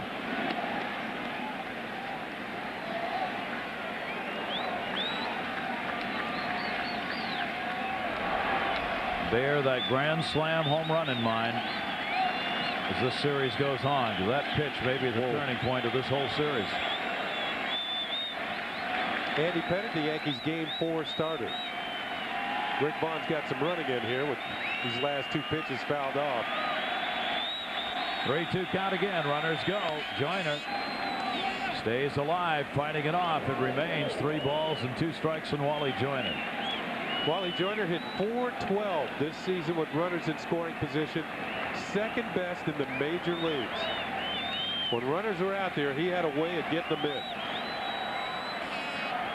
Orlando Hernandez, who will start game 2. 10th pitch in this at bat. Runners go. Ground ball to Knobloch. He bobbled it. Everybody's safe, and a run will score. In the theater of baseball, you'd best not think it's over until Yogi's words are heard. Chuck Knobloch with a 3-run homer. Now Boots 1 at second base, and the inning stays alive. That looked like a routine ground ball. Let's see what happens. That looked like the ball came up, hit him in the heel of the glove, and then goes out into short right field. So a run will score, and this time he does chase the ball. But it also brings the tying run to the plate now in person of Steve Finley. Vaughn scores on the error. Finley takes the pitch down low for a ball. It is now a 6-9 game. If you're in the World Series, that's the way it ought to be. Nothing's easy. It wasn't easy to get to this point. We figured we'd have a 1-0 game with 2 great starters. Down to first, Tino Martinez on Finley, takes it to the bag. So an unearned run scored here in the 8th inning. 1 hit, 1 error, 2 left on. It's a 9-6 Yankee lead. The Yankees trying to take game 1 of the 1998 World Series. They lead it by 3. We'll be right back here tomorrow. Game 2, Ashby and Hernandez, the scheduled starters. 7:30 Eastern Time, 11:30 Greenwich Mean Time for Major League Baseball International's coverage of Game 2 of the 1998 World Series. Hope you'll be back to join us. We go to the bottom half of the 8th inning in game 1. El Duque will be the starting pitcher. Orlando Hernandez tomorrow for the Yankees. And that one fouled back by Jorge Posada as a former Yankee, Brian Bollringer, out of the bullpen. Brian Bollringer has a very good arm. Strikes out a lot per innings pitched, but he also walks quite a few. 67 strikeouts, that's a good number, but 45 walks, that's more than one every 2 innings. Padres be running out of time. Yankees want to add a little cushion to that 3-run lead. And Bollringer's delivery misses. 1 ball, 1 strike count. Jorge Posada, batting in the 8th spot, has been on twice with a walk and a single. LEDEE will follow him, and then Knobloch at the top of the order. Swung through the fastball, 1-2. That's 7 innings, 7-run inning is the biggest inning in a World Series game for the Yankees since game 2 of the 1960 World Series against the Pirates. They also scored 7 runs in that ball game in the 6th inning. Tino Martinez with a grand slam, accounting for 4 of those runs, coming off Mark LANGSTON, who gave up 3 runs in an inning on 1 hit. Yeah, true Yankee fans might not want to bring up the 60 World Series, though. Yeah. Even though they outscored the Pirates by plenty, the Pirates won the World Series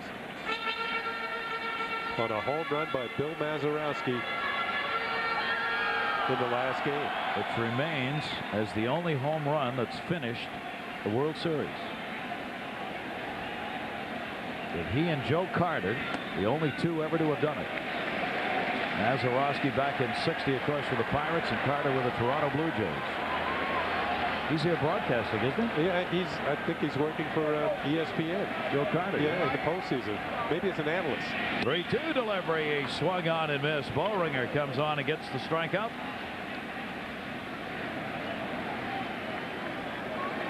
And look at that last fastball. We mentioned that Bollringer has a very strong throwing arm. He just powers it right on by Jorge Posada. You go back to those 3 games that we were talking about that the Yankees won in the 1960 World Series. They won 16-3, 10-0, and 12-0. The Pirates won all the close games. They won 4 of them. Bollringer working here. Foul back by LEDEE, who's had a big ball game. Bases loaded double in the 2nd inning, a single in the 5th, and drew a walk and scored in the 7th. Well, Ricky LEDEE may be going to fill that left field position for another game. Maybe. He'll get to play tomorrow. Is this what you're saying? That's what I'm saying. Left fielders combined were 1 for 22. Chad Curtis, one of those. Coming into this game in the American League Series, 1 for 22 out of left fielders. Shane Spencer, the youngster, bat went quiet on him. Breaking ball in by Bollringer, 1-2. And Tim Raines physically really struggling to play, so LEDEE is getting the chance and is producing. And the ball up high will even the count up. 2 balls and 2 strikes.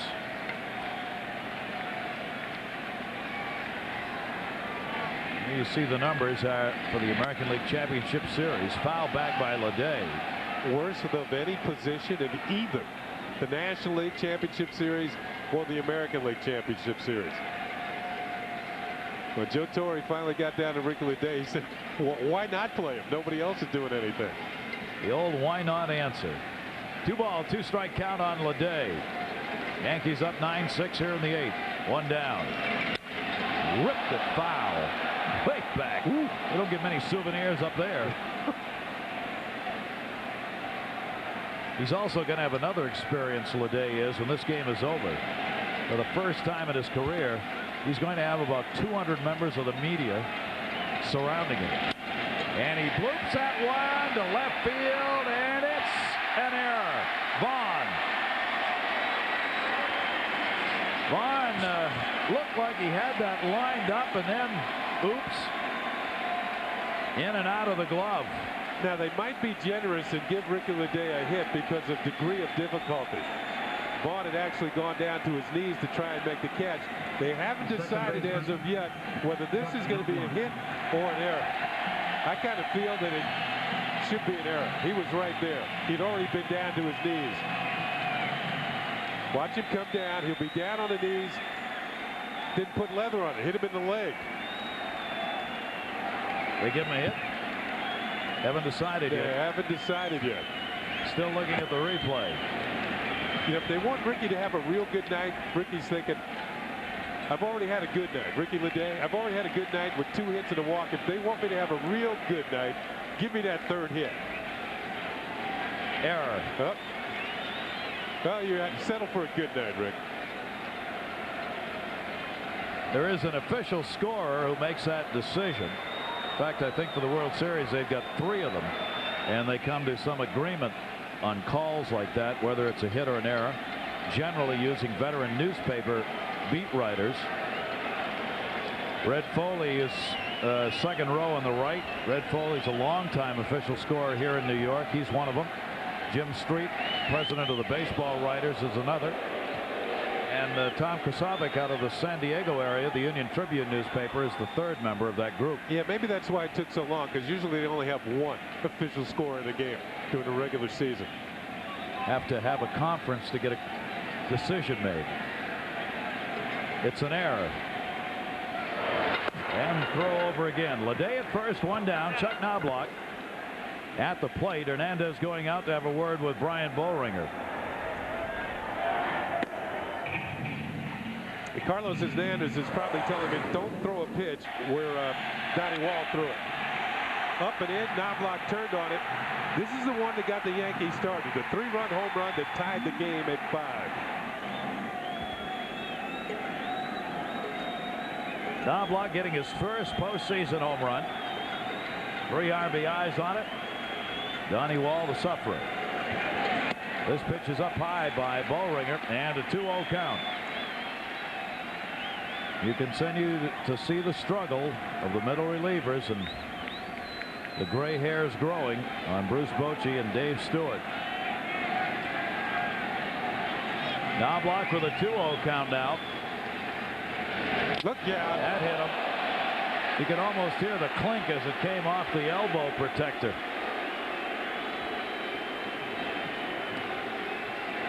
Well, Knobloch has led the league in being hit by pitches, and that's why he wears that elbow guard.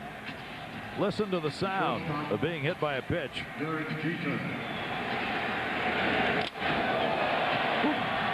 They got a piece of him and also a piece of Carlos Hernandez. Yeah, hit Hernandez on the mask. 2 for the price of 1. Clink, clink. Padres' 3 relievers have faced 10 men, and 7 of them have reached base. They're not going to make a change here. Stewart's out the top to Boehringer now, with Jeter coming up. 1 down and 2 on. Randy Myers, the left-hander, getting ready for San Diego.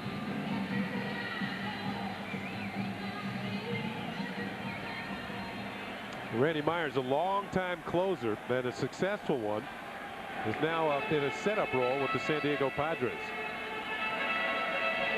Used to throw a lot of heat. Arms a little tireder than they used to be, and now he's backed off that. Not quite as hard as he used to. Same thing for Langston. Yep. Derek Jeter off the fist. Strike 1 as Boehringer jammed him. 2 on, 1 away. Again, Dave Stewart on the bullpen phone to see who's ready down there, whether Myers is ready, and also they'll talk to the bullpen coach about who's throwing well down there and who's not.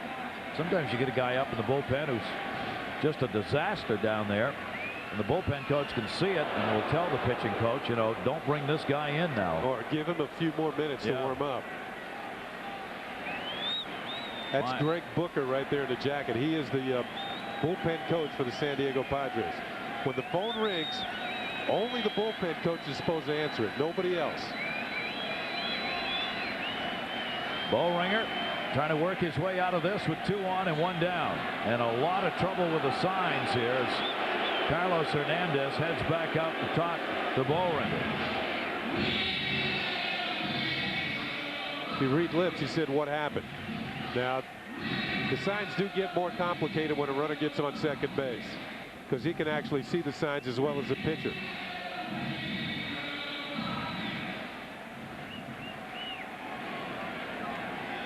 See, somewhere in there is the pitch that he wants thrown. 0-1 delivery. And missed down low. 1 ball, 1 strike. You know, Derek Jeter. Usually when there's nobody on base and it's just 1, 2, 3. But here he's trying to. See, that's kind of hard for me to read as far as I was a hitter. I wasn't a pitcher. You hit what they threw you. Yeah, well, you try. 2 ball, 1 strike count. Doesn't help the defense of a team when this is going on. Watch the signs.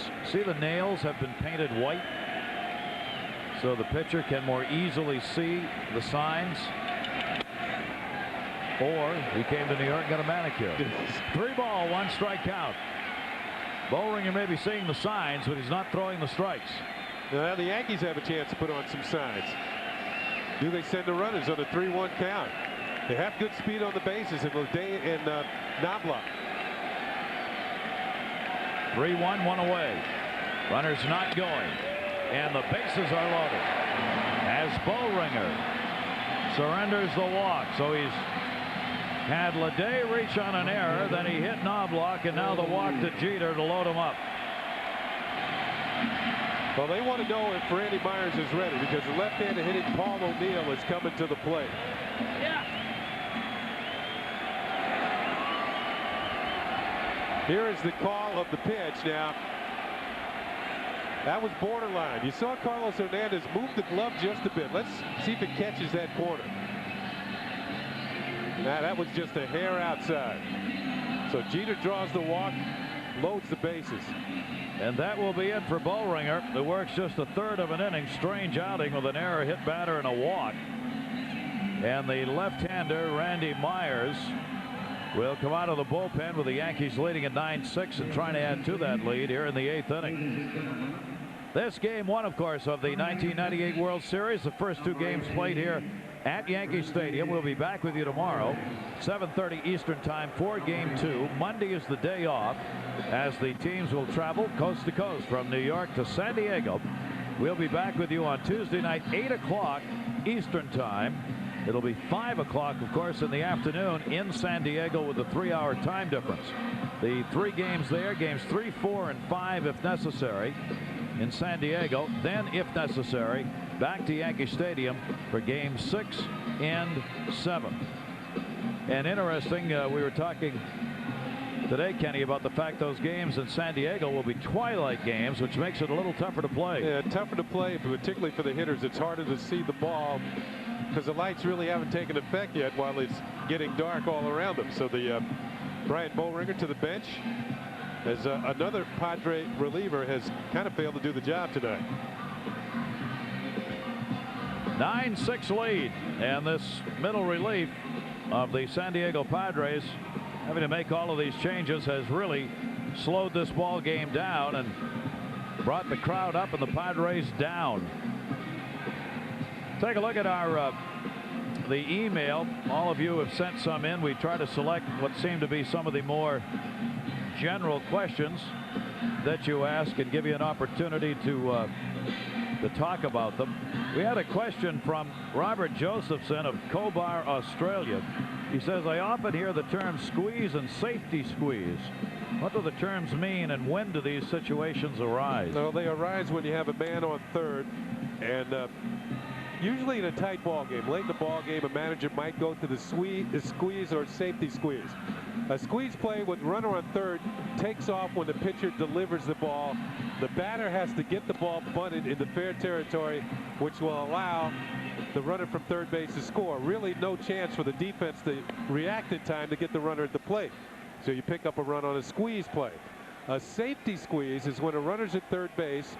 He does not leave when the pitcher bunts the ball.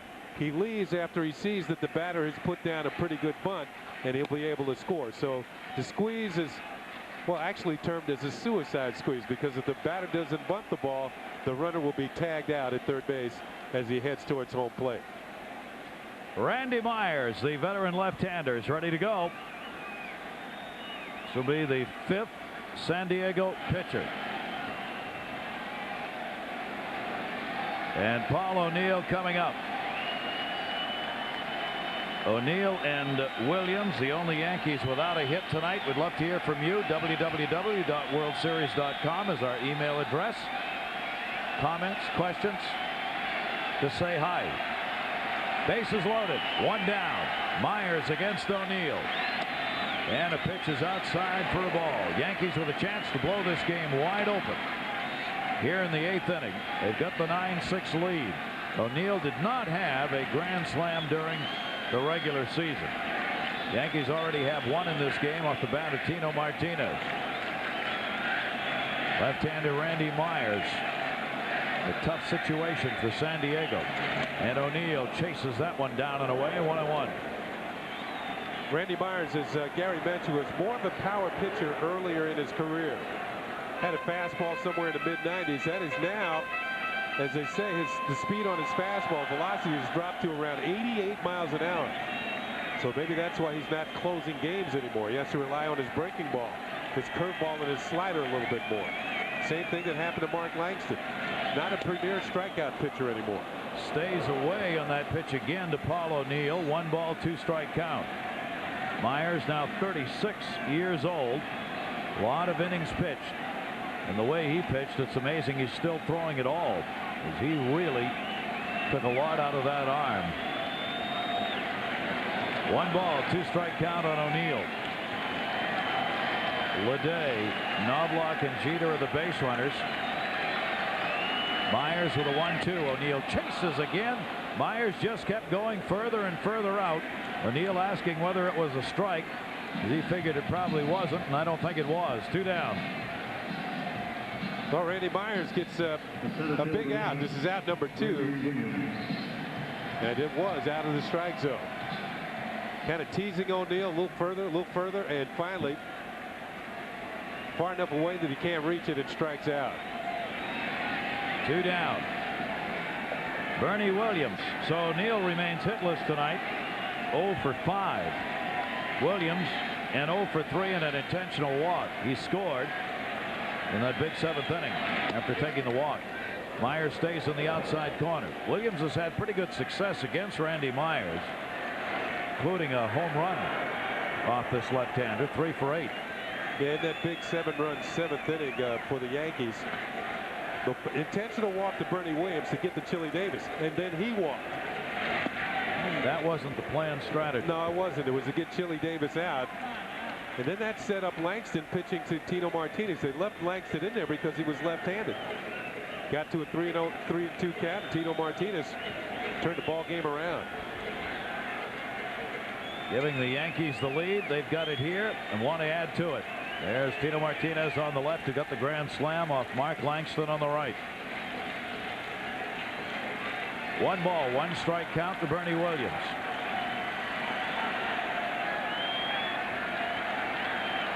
Randy Myers taking a long time to get the signs. Rivera in a save opportunity, hoping there are some more runs put up there for him. And a strike on the outside corner. We should note the save situation continues. The Yankees could score 100 runs here in this inning. But when Rivera came on, he was in a save situation. So he stays in that situation no matter what happens now. See, what the Padres are trying to avoid here is the real knockout punch. 1-2 delivery to Williams. Chased high heat. So Bernie Williams going after one way out of the strike zone. A second strikeout victim. Myers comes on and gets the job done. We go to the 9th inning. The Padres, down to their final 3 outs, are trailing by 3. Major League Baseball International's presentation of the 1998 World Series being brought to you by MasterCard. Lady Liberty in the background next to Ellis Island, where so many immigrants saw the light of day for a new life, and the island just to the right of that, where they were processed and then brought in by boat to the island of Manhattan. and began a new life. And right now the Padres are going to have to do something to get a new life. Greg Myers, pinch hitter, will try and draw the walk here off Rivera. Do anything really to get on. He's pinch hitting for Carlos Hernandez, the catcher, who went 0 for 3. 8, 9, and 1 due up for San Diego in the 9th inning. And a strike taken, 1-1 on Myers. I think that was a reaction to Richie Garcia's last call on Myers. Padres have not been happy with some of the calls by Richie. 24-year American League veteran behind the plate. That one call we talked about was all they needed to be unhappy. The one call they thought should have been a strikeout on Tino Martinez that kept his at-bat alive, and then he hit a grand slam.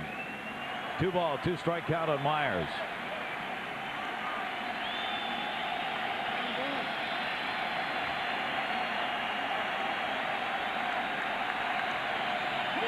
Another pinch hitter in the on-deck circle. That is John Vanderwall. Swung on and missed. Rivera strikes him out. 1 down in the 9th inning.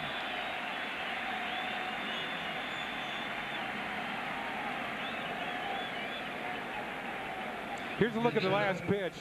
Greg Myers actually gets a piece of it, fouls it into the glove of Jorge Posada. John Vanderwall announced as the pinch hitter. Mark Sweeney, you saw, another pinch hitter on the bench.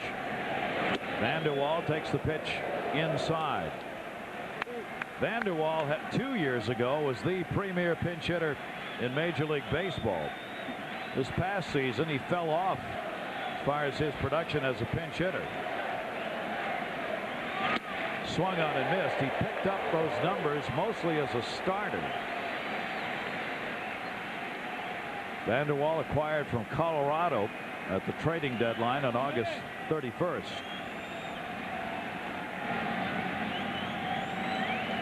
One ball, 1 strike count. Rivera foul back, and Rivera's ahead on the count, 1-2.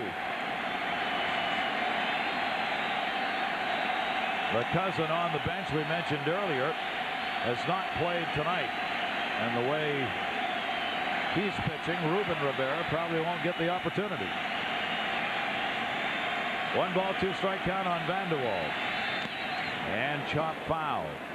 A couple of years back, John Vanderwall set a Major League record for pinch hits in a season while with the Colorado Rockies. Very effective coming off the bench. Broke the record that had existed for a number of years, was set by Jose Morales, who at the time when he said it was with the Montreal Expos back in the late 70s or mid 70s. Mariano Rivera, 1 ball, 2 strike count on Vanderwall. Broken bat, ground ball. Fouled that one off. He'll have to go get some new lumber. Now you can break a few bats when you're throwing 96 miles an hour. That last pitch, rarefied heat. This would be a devastating loss for San Diego. Their ace, Kevin Brown, started this game non-decision. 4 runs, 6 hits over 6 1/3. Bruce Bochy choosing to go to the bullpen, and it collapsed. Donnie Wall giving up the home run to Knobloch. Langston the grand slam hit by Tino Martinez. Tomorrow, Orlando Hernandez will start for the Yankees. Ashby will be going for San Diego. 1-2 delivered to Vanderwall. Swung on it, missed, 2 down.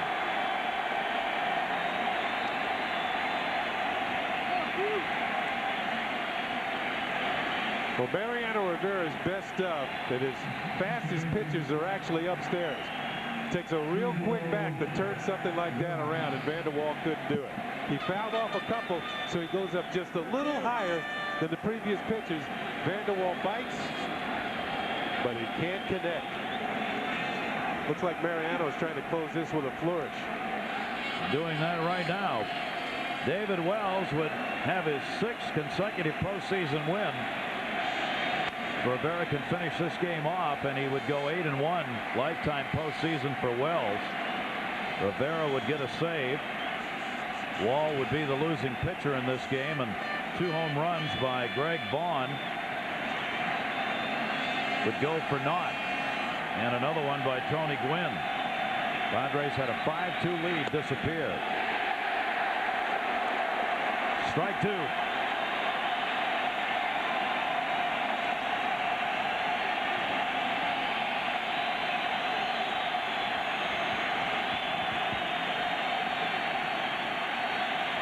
Delivery. Pop that one up. Game 1, 1998 goes.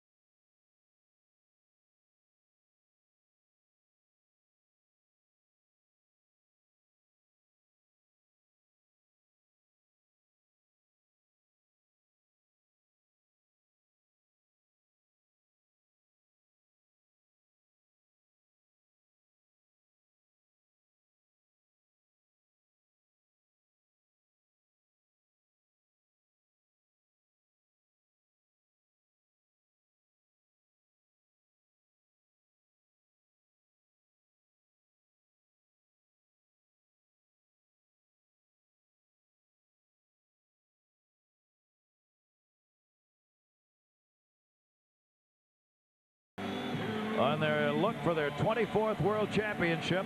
They've kicked it off with a 1-0 lead. There you see the final line in this one. Wells wins it. Rivera the save. Donnie Wall the loser. Each team with 9 hits. But the Bronx Bombers did exactly what Bombers should do. 2 home runs, 7th inning when they got 7 runs. Tomorrow, game 2, 7:30 Eastern, 11:30 Greenwich Mean Time. Right here at Yankee Stadium, the Padres and the Yankees will go at it again. Ashby and Hernandez, the scheduled starters. Once again, our final score in game 1, New York 9, San Diego 6. And the Yankees have a 1-0 lead. David Wells getting the win. 5 runs, 7 hits over 7 innings for him, despite the home runs by Vaughn. Despite the fact BROSIUS couldn't believe it. Tony Gwynn, he delivered a 2-run homer. Vaughn back-to-back home runs off Wells in that 5th inning, but not enough. Knobloch, 3-run homer in the 7th. And then it would be Knobloch celebrating Tino Martinez's grand slam home run. For Ken Singleton, all of our crew, I'm Gary Thorne. See you tomorrow.